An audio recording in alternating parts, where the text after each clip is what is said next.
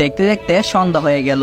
নীলাকে বউ সাজে নিয়ে আসা হয়েছে, স্টেজে বসে আছে। মনে হচ্ছে একটা নীলপরি বসে আছে।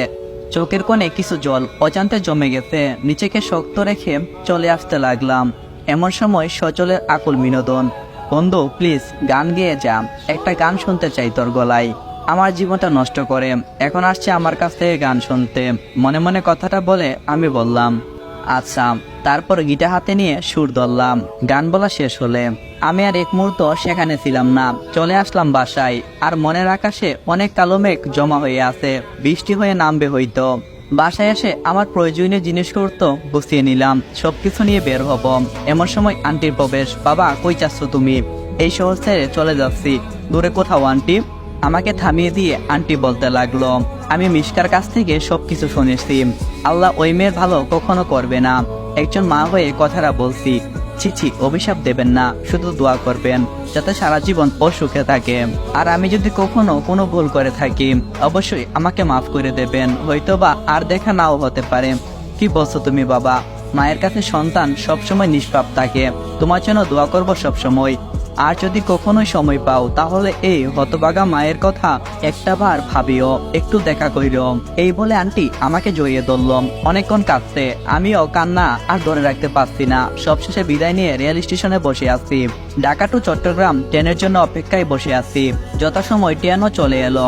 আমি গিয়ে ট্রেনে বসে পড়লাম। পাড়ি জমালাম এক অজানা উদ্দেশ্যে, নিজেকে প্রতিষ্ঠিত করার লক্ষ্যে, অতীতের সব স্বপ্নগুলো মুছে ফেলতে, দুঃস্বপ্ন বলে নিজেকে সান্ত্বনা দিতে লাগলাম।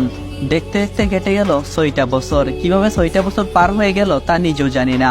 আমি বর্তমানে একজন রিপোর্টার। ভালোই চলছে দিনকাল। মাসের 3 দিন সময় ব্যয় করি পথ শিশুদের সাথে, সাথে বেতনের অর্ধেক টাকা তাদের জন্য ব্যয় করি। আর তাদেরকে আমার পরিবার মনে করি, কারণ আমি তো হতভাগা। আমার তো এই দুনিয়ায় আপন বলতে কেউ নাই। আজকে আমি প্রতিষ্ঠিত, আমার কোনো চিন্তার কোনো চাপ নেই।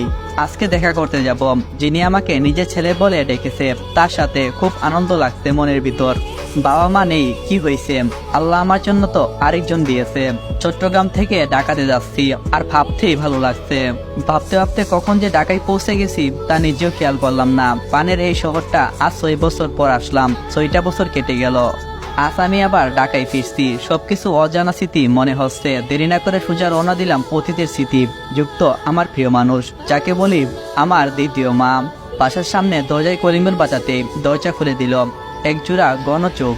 দেখতে অনেকটাই মায়াবী। চিনতে আর বাকি রইল না। ও হলো মিশকা।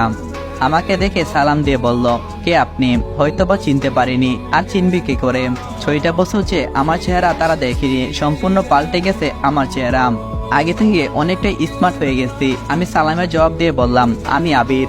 তোমাদের এখানে আগে ভাড়া থাকতাম। মেয়েটা অনেকটাই ভূত দেখার মতো চমকে গেল। ও আবির ভাই, যে আসুন আসুন, ভিতরে আসুন। কেমন আছেন? মা সবসময় আপনার কথা বলে, মাঝে মাঝে আপনার জন্য কান্নাও করে। আমি অবাক হয়ে গেলাম। যেখানে রক্তের কোনো সম্পর্ক নেই তারপরও মায়ের বাঁধনে আমাকে তারা বেঁধে রেখেছে। এসব ভাবছি, এমন সময় আন্টি আসলো।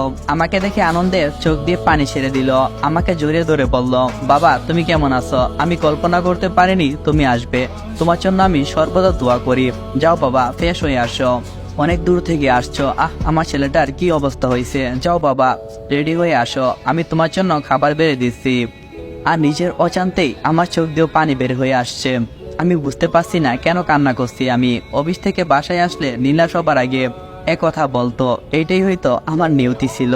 একটা দীর্ঘ শ্বাস নিলাম। ফ্রেশ হয়ে সবার সাথে দুপুরের খাবারটা খেয়ে শুয়ে পড়লাম। বিকালে আন্টি আসলো। এসে বলল, বাবা তুমি বিকালে ফিরে আসো? জবাবে হ্যাঁ অবশ্যই বললাম, কারণ তাছাড়া যে আমার কোনো উপায় নেই, কারণ এমনিতেই ফিরে থাকবো। আন্টি বলল, বলছিলাম কি মিশকাকে বিকালে একটু ডাক্তারের কাছে নিয়ে যাবে। একা যেতে ভয় করছে, তাই তোমাকে সাথে নিয়ে যাবে। আর আমার ভরসা তোমার প্রতি। আরে আন্টি, এত অনুরোধ করা লাগবে না, আমি যাব। আর আমি আপনার ছেলে কি এভাবে অনুরোধ কেন করছেন? আমার এ কথায় আন্টি মহা খুশি হয়ে গেল। আচ্ছা বাবা, আমি এখন যাই, তুমি বরং রেস্ট নাও। বিকালে মিশকা একটা আকাশি কালারের শাড়ি পরছে, কাচের চুড়ি হাতে, চোখে কাজল দিয়ে আমার সাথে বের হয়েছে। ওকে দেখলে যে কোনো ছেলে প্রেমে পড়ে যাবে। ওকে দেখে আজকে নীলার কথা খুব মনে পড়ছে। রীতিমতো ডাক্তারের চেম্বারে পৌঁছে গেলাম। ডাক্তার থেকে শেষে চেম্বার থেকে বের হব, এমন সময় একজন শাড়ি পরা নারীর সাথে ধাক্কা খেলাম। উনি বলতে লাগলো, এই যে মিস্টার, দেখে হাঁটতে পারেন না? কণ্ঠটা খুব পরিচিতি মনে হচ্ছে। পিছনে তাকাতেই আমি